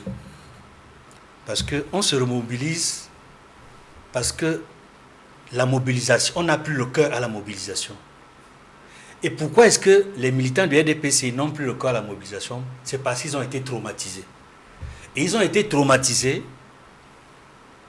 quand ils ont vu, au soir du 12 octobre, du dimanche 12 octobre 2025, le résultat sorti des urnes dans la dizaine de milliers, la douzaine de milliers au moins de bureaux de vote du pays, que le vainqueur n'est pas leur champion. Ils ont été traumatisés. C'est pour cela que malgré la proclamation des résultats par le Conseil constitutionnel, le RDPC sait, les cadres du parti le savent, que les vrais résultats n'ont pas été publiés par le Conseil constitutionnel. C'est pour cela qu'ils ont besoin de se remobiliser, pour y croire encore, parce qu'ils n'y croient plus. Beaucoup au RDPC ne croient plus en rien. Il faut leur donner c'est-à-dire leur donner la possibilité de croire encore que c'est possible de rester au RDPC et de défendre les idéaux du RDPC. N'oubliez pas le symbole du RDPC, c'est la flamme. Tout s'enflamme, tout brûle. Chaque année, tout brûle, les marchés brûlent. Même il y a des militants même du RDPC qui ont brûlé la résidence d'une autorité municipale, sous-préfet à Bembis. À Bembis. Mais ils brûlent tout. Le RDPC est en feu, mais le pays est en feu, tout est en feu. Ils doivent se remobiliser pour croire qu'ils sont encore du RDPC et qu'ils peuvent encore changer quelque chose après plus de 40 ans au pouvoir. Le pays plonge. Tout va en deçà. Rien ne marche avec le RDPC. Non, c'est pour répondre directement à votre question. Ils ont besoin véritablement de se remobiliser. Mais pour cela, il faut un réarmement moral. Pour les citoyens du RDPC conscients qu'il faut sauver le Cameroun. Tant qu'il n'y a pas ce réarmement moral et citoyen, même au RDPC, même en tant que Camerounais, je pense que ça ne marchera pas. Mais pour qu'il y ait un réarmement moral au RDPC, il faut vraiment se ressentir citoyen et patriote. Combien sont-ils au RDPC qui ont encore l'envie d'être Camerounais, se sentent Camerounais, vivre au Cameroun, sans voler, sans tricher. Voyez-vous? Nous avons fait des reportages. Il y a des témoignages, y compris des membres de l'ECAM, qui disent avoir été soudoyés, corrompus, pour changer les résultats des PV contre des millions de francs. Qu'est-ce qu'on en fait? Est-ce que l'ECAM a fait une enquête là-dessus? Est-ce que les tribunaux de ce pays, les parquets ont sollicité une enquête là-dessus? Est-ce que le Parlement a cherché à savoir, à travers une commission d'enquête, les tricheries sur les résultats aux élections présidentielles? On ne peut pas faire comme si rien ne s'est passé. Ils ont besoin de se remobiliser, Duval Fangwa. Parce que ça ne va pas. Ils sont plus traumatisés que tous les Camerounais. C'est-à-dire ceux qui sont supposés avoir gagné les élections sont traumatisés par leur propre victoire. Voilà la vérité. Ne soyez pas surpris qu'après les prolongations prochaines, là, il y a encore d'autres prolongations. Mais je ne sais pas où est-ce qu'on va arriver. C'est pour cela que le pape arrive. Pour nous donner, c'est pas pour donner aux Camerounais l'espoir qu'on peut encore vivre au Cameroun. Qu'on n'est pas obligé d'aller au Canada ou prendre la rue, le désert et l'océan, la Méditerranée pour quitter ce pays. Il faut qu'on reste au Cameroun. Mais pour cela, il faut qu'on ait des dirigeants conscients et sérieux. Ce qui n'est pas le cas. Serge Pelé-Onana, 41 ans après, vous venez de célébrer le 41e anniversaire du RDPC, votre parti. 41 ans après, de votre point de vue, quels sont les challenges du RDPC aujourd'hui? Alors, je vais déjà rappeler que l'enfer, quand on est en enfer, honnêtement, on n'accueille pas le pape 3 fois. Et une 4e fois, dans quelques jours, on n'accueille pas le sommet de l'Organisation mondiale du commerce. Parce que le Cameroun n'est pas choisi au hasard. Souvenez-vous que Kadhafi, de regretter mémoire, qui voulait bâtir les États-Unis d'Afrique, souhaitait comme siège de la Banque africaine Yaoundé. Ce n'était pas un hasard. Donc, je voudrais évacuer, c'est-à-dire que cette description apocalyptique de notre pays. Je suis rentré de Yabassi, M. Fangwa, le week-end passé. J'y étais hier, dans ma belle famille. Je vous assure, j'ai fait 1 heure de route. Si vous n'avez pas pris la route de Douala-Yabassi, je vous conseille de la prendre. Depuis 40 ans. Voilà. Donc, vous reconnaissez que c'est fait quand même. Donc, vraiment, et c'est cette mauvaise foi que nous combattons. Effectivement, nous sommes des jeunes. Nous venons parler au nom du RDPC, moi en particulier, parce que j'y crois. Ce n'est pas parce que je vis l'Eldorado, mais je crois à la vision d'un homme qui a choisi, n'est-ce pas, bâtir son pays, qui n'a pas toujours les résultats qu'on veut parce que parfois mal mis en œuvre par ses collaborateurs, mais on a un pays qui est resté résilient, qui est resté stable. Sinon, je dis encore, il n'abriterait pas des sommets de cette envergure. Il a abrité la CAN. La CAN, c'est le 2e événement médiatique sportif le plus important après la Coupe du Monde. Le Cameroun l'a abrité avec brio. Donc, vraiment, nous voulons qu'on ait des opposants, mais faire la politique ne veut pas dire perdre son pays en noir. Et reconnaître, d'admettre les progrès qui sont visibles, au point où le Cameroun est une terre d'attractivité, d'hospitalité, légendaire. Maintenant, pour revenir aux défis qui interpellent le RDPC, qui sont des challenges. Voilà, le premier défi, c'est la réconciliation. Et quand vous dites que le pape vient soigner le Cameroun, il vient sur invitation. Il ne vient pas de lui-même. Ah, il vient c'est sur le président Paul Biya qui l'invite. Voilà, le président Paul Biya l'invite à venir au Cameroun. Donc, ce n'est pas lui qui a décidé de venir. Voilà. Oui, parce que vous semblez dire qu'il vient parce qu'il y a... S'il a été invité pour venir, ça veut dire que vraiment, le président lui-même a pensé que il faut qu'on vienne prêcher ici. Il aurait pu refuser. Donc... Il aurait pu refuser de venir. Voilà, il aurait pu refuser. C'était spontané. Voilà. Heureusement que ce n'est pas ça. Voilà, il aurait pu refuser si le Cameroun n'était pas un pays paisible. Alors, il y a la réconciliation nationale. Elle passe par le retour à la paix dans les zones en crise, la zone du nord-ouest et du Quand sud-ouest. je dis le challenge Oui, du ça, c'est la- RDPC, est-ce que vous parlez de challenge interne au RDPC Oui. ou bien vous parlez du challenge du RDPC en tant que parti gouvernant? D'abord, en tant que parti gouvernant, Non, nous parce que sommes moi, je des pensais mendiants de la beaucoup paix. Nous sommes des mendiants de la paix. Rien ne peut se construire dans la guerre. Ça, c'est la première chose, le premier challenge de notre président national, président de la République, c'est garder le Cameroun en paix. Et il se trouve qu'il y a des parties du pays qui n'ont pas la tranquillité. Il faudrait que ces parties soient pacifiées. Voilà pourquoi nous avons dit que le dénouement juridique heureux, s'il est confirmé de M. Ayoub Tabé, est une bonne chose pour apaiser notre société et pour nous rappeler que nous sommes tous des Camerounais. Quelles qu'en soient nos divergences d'opinion, nous avons un pays à construire et nous allons le construire dans l'unité et non dans la division, dans la partition du Cameroun. Ça, c'est le premier grand enjeu, M. Fangwa. Le deuxième grand enjeu, c'est conforter la démocratie et la moderniser. Et à ce niveau, nous avons mentionné que le report des élections législatives est une aubaine pour nos acteurs politiques, y compris au RDPC. Parce que justement, nous allons profiter de ce report pour nous remobiliser davantage. Même quand on gagne avec un grand score, on se remobilise. Parce que c'est une échéance qui est passée, il faut faire un bilan, il faut redéfinir la stratégie pour les échéances à venir. Donc la remobilisation ne sied pas seulement parce qu'il y a eu des fêtes ou parce qu'il y a eu contre-performance. Mais nous voulons dire que ce report est une occasion. Il y a un code électoral qui est contesté par la classe politique de l'opposition. S'il est revisé dans les grandes réformes qu'a entrepris le président de la République, c'est une mauvaise chose. Si on a une élection à 2 tours au Cameroun, en 2032, présidentielle par exemple, est-ce que c'est mauvais?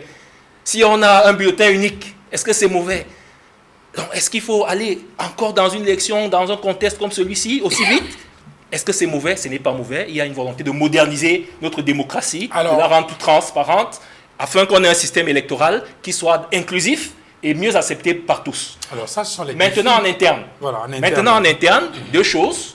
La première chose, c'est de rassembler les zones qui ont connu des fractures politiques. Et la principale, c'est le septentrion.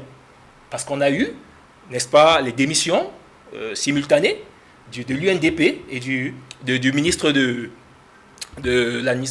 Tourisme, ministre d'État, et du l'ex-ministre de l'Emploi, qui ont choisi, n'est-ce pas, qui étaient des alliés importants de notre famille politique. Donc il y a urgence à remobiliser dans cette zone qui constitue le bastion électoral de notre pays.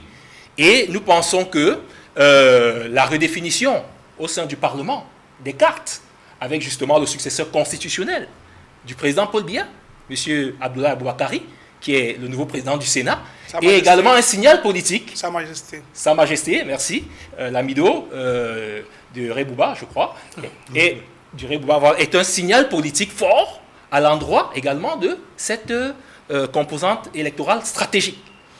Le deuxième enjeu, au-delà de penser les fractures de la présidentielle de 2025, c'est le rajeunissement de la classe dirigeante. Ne pensez pas qu'elle va échapper à notre parti. Hein. Elle a commencé par le Parlement et le président a dit, lors de son discours le 10 février dernier, qu'il s'agira d'une responsabilité, d'un rajeunissement progressif. Progressif, parce qu'on ne va pas non plus prendre des gens qui n'ont pas un minimum d'expérience. Donc, vous avez vu le signal qui a été donné au Parlement. Il va également se faire au sein de la famille politique que nous représentons, le RDPC, parce qu'il y a nécessité de se réunir. Il y a forcément l'intérêt d'organiser un congrès pour redonner du souffle à notre famille politique. Et c'est important parce que les jeunes que nous sommes, nous aspirons à prendre le relais. Nous espérons que justement cette transition sera pacifique. Il est évident que certaines poches d'intérêt ne sont pas difficiles à céder de la part de la classe sortante, mais la volonté du président est inébranlable et elle sera mise en œuvre. Et nous, RDPC, nous croyons à ce passage de témoin parce qu'il est indispensable pour l'avenir de notre famille politique. Voilà. Je ne sais pas si quelqu'un voudrait faire une observation avant qu'on avance. Il y a 2 petits sujets qu'on va commenter rapidement avant de sortir. Le diagnostic est bien fait, Maître Dédicé, vous croyez? Non, il commence à être modeste. Vous savez, il comprend que le Cameroun va au-delà de notre modeste personne. Voyez-vous, avant que nous ayons des chapelles politiques, nous avons une nation à construire. Mais il faut éviter la politique du nombrilisme. Aujourd'hui, aucun Camerounais n'a intérêt à dépeindre le Cameroun comme étant un enfer. Mais prenons conscience de ce que on ne répond pas à un problème en refusant de le voir. Rémi Medoum Vomo dans Afrikamba. Et j'insiste là-dessus. Mon frère Pelé, aujourd'hui, vous avez parlé Yabassi, les populations de Solaire, de Lamba, de Nkokoum, de Mabombe m'écoutent. Si vous êtes venu ici à Boné pour pas mettre votre asphalte, sachez que le Grand Cam, dans le Nord Macombé, quand vous perdez quelqu'un, vous êtes obligé d'attendre la saison sèche pour y conduire votre défunt. Essayons de se mettre ensemble, d'arrêter les querelles partisanes pour remettre le Cameroun au cœur de nos préoccupations, au cœur des Camerounais. Parce que voyez-vous, je suis souvent amusé quand j'échange avec des amis israéliens, américains. Une fois que il est fier d'être américain, mais beaucoup ici, quand vous dites Camerounais, il est seulement Camerounais lorsqu'il faut poursuivre le caoutchouc du ballon. Mais lorsqu'il faut poser des vrais problèmes, il s'en éloigne. Redonnons, tout à l'heure, Edmond a parlé du réarmement moral. Ce réarmement moral, c'est apporter des solutions aux problèmes du vécu quotidien. Éviter de faire du Cameroun le shopping des multinationales. Ce réarmement moral, c'est d'éviter de gouverner un pays par slogan. Parce que voyez-vous, je vais chuter là-dessus, on ne lave pas les intestins du lion avec la salive. Les Camerounais ont beaucoup de problèmes. Mais vous passez le temps à nous mettre les slogans matin, midi, soit un lion qui a faim. Le peuple camerounais a faim.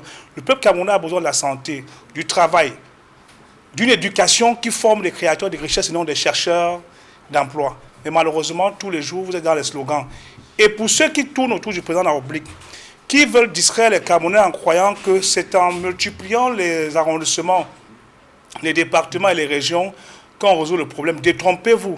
Si vous n'êtes pas capable de gérer 10 régions, 58 départements qui sont un paradis, parce que la vérité c'est que le Cameroun c'est un paradis. On aura l'occasion une autre fois. C'est un paradis, mais qui est tombé entre les mains... En termes d'opportunités, vous voulez dire? En termes d'opportunités et de ressources, mais qui est tombé entre les mains d'un mauvais enfant prodige. Revenez à la source pour que nous soyons fiers de voyager dans le nord-ouest et le sud-ouest, à l'ouest, un peu partout au Cameroun, parce que chaque région du Cameroun a sa spécificité qui fait de ce Cameroun un beau jardin. Vous avez parlé du caoutchouc tout à l'heure, vous faites allusion au foot. Oui. Et il y a une actualité sur le foot, peut-être que je vais demander de commenter, qui nous arrive à l'instant. C'est une note signée du secrétaire général de la CAF, qui indique qu'après plus de 30 ans d'une carrière professionnelle internationale au service d'un football idéal, capable de rassembler, d'éduquer et de créer des opportunités porteuses d'espoir, Laurent Mosengo a décidé de quitter ses fonctions de secrétaire général de la Confédération africaine de football pour se consacrer à des projets plus personnels.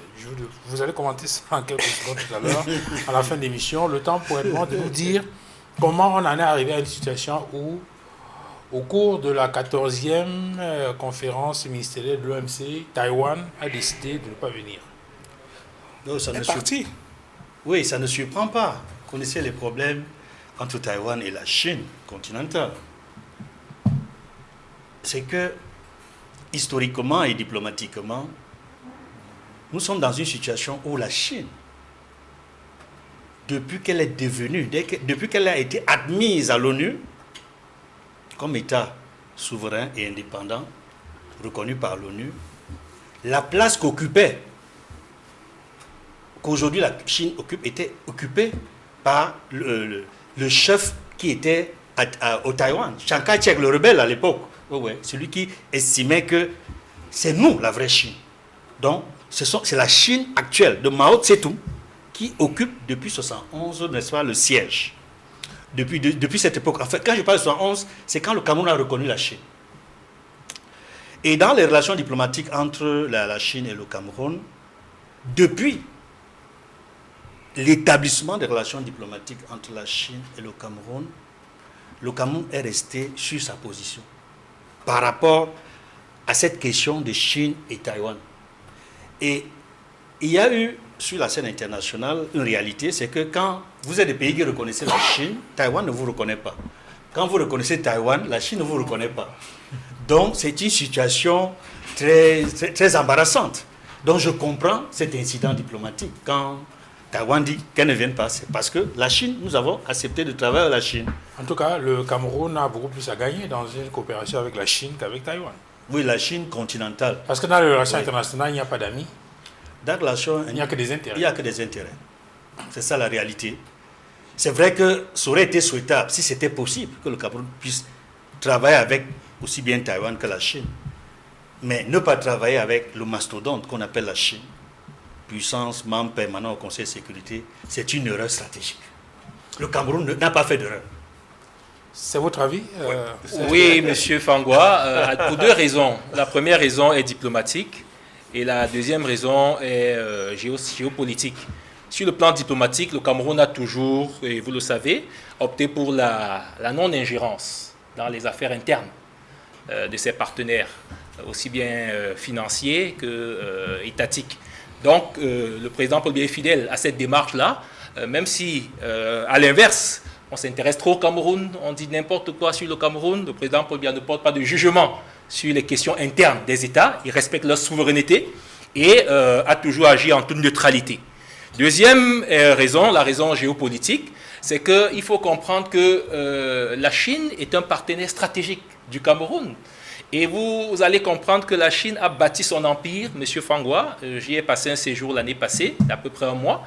La Chine a bâti son séjour. Lorsque on vous parle de la gouvernance publique chinoise, elle a bâti son empire sur l'unité. Parce que pendant longtemps, la Chine a été dispersée, des royaumes chinois s'affrontaient. Et c'est quand ils ont commencé, ils se sont rassemblés, ils sont allés vers l'unité, qu'ils ont commencé à décoller. Donc la Chine aujourd'hui est jalouse de son unité, parce que les 4 piliers qui fondent cette unité sont non négociables. Quels sont ces 4 piliers? Il y a d'abord son histoire, il y a de deux sa langue, n'est-ce pas, mandarin, c'est-à-dire une langue qu'elle a voulu mettre en place pour rassembler les Chinois, et il y a sa monnaie, et en plus son territoire. Donc ces 4 leviers-là sont la force de la Chine. La Chine ne peut pas négocier son unité, et le Cameroun, qui vit des velléités sécessionnistes, n'est-ce pas, comprend mieux le danger d'une partition pour un État, n'est-ce pas, qui a mis comme socle de son développement au cœur l'unité et le rassemblement. Alors, sur cette question dont on sort par là, Véron Mosengo qui décide de claquer la porte, il faut quand même rappeler le contexte dans lequel cela intervient. Il vous souvient que nous sortons d'une polémique entre le Maroc Et le Sénégal. Au sujet de la finale de la CAN. Oui, vous savez, l'honneur, la décence veut qu'on n'appartienne pas à une machine où on ne croit plus particulièrement. Et je voudrais profiter de votre prise d'antenne pour indiquer aux acteurs de football que la digression que vous me permettez, c'est que arrêtons de faire du football un monde des mendiants. Il faut transformer les équipes de football en société, de façon à ce que, au lieu d'attendre les caisses du trésor public, au lieu d'être sous la tutelle des multinationales, parce qu'elles financent, elles vous imposent de gauche à droite, que désormais les acteurs de football rentrent dans la logique de société, avec des entreprises dans le transport, la logistique, l'agriculture, pour que les acteurs de football gardent une certaine indépendance et évitent d'être les nounous des hommes politiques. D'ailleurs, ce projet avait été travaillé à l'époque avec l'aîné à qui je rends un hommage, Stéphane Semengue Bitomo, et le président Franck Api également, qui a travaillé sur ces questions de transformation du football en société. Mais malheureusement, jusqu'aujourd'hui, les gens continuent à croire que quand on va dans le football, c'est pour venir attendre les caisses du trésor public où on fait des transferts où on ne rend jamais compte. Et il faut que cette façon de faire puisse s'arrêter. Voilà. Voilà, on va sortir de l'émission. Merci infiniment à vous, messieurs, d'avoir accepté de venir échanger avec nous dans le cadre de cette émission. Merci à vous, Serge Pelé-Onana. Merci, Edmond Kamgia, d'avoir échangé avec nous. Merci également à vous, Dieudonné Tédissé. Merci. Docteur Barista Kanwa-Limene, merci d'être venu. J'espère que ça sort, hein, votre dernier ouvrage. Vous pouvez nous rappeler le point de vente? Où est-ce qu'on peut trouver? Laquelle? Parce que j'ai 2 ouvrages qui sortent. Oui. Il y a le livre et il y a un album musical. Donc non, moi je parle beaucoup plus de livres. Je ne suis pas grand danseur. Je pense beaucoup plus à l'ouvrage que vous avez dédicacé il y a quelques semaines maintenant. Oui. Ça se vend dans des plateformes internet, donc you go to international websites, you get them there. Ok. Et aussi dans mon cabinet, ceux qui vont acheter aussi peuvent passer par mon cabinet pour avoir. Mais c'est Lambert International Printers qui ont fait le livre et ils vendent en websites. Ouais. Duval, avec votre permission, en 30 secondes, vous savez, comme le Cameroun c'est un paradis, nous commettons un livre les jours qui viennent sur la formule du changement du nouveau Cameroun, avec pour thème central inculquer le rêve camerounais dans le contexte du désespoir actuel. Non, mais vous avez dit que c'est un paradis. Et le désespoir vient chercher quoi? Non, puisqu'il faut à partir non, c'est de... pour rigoler. Merci infiniment à vous, messieurs, d'être venus sur ce plateau. Merci à toutes les équipes techniques. Bon dimanche à tous et à très bientôt.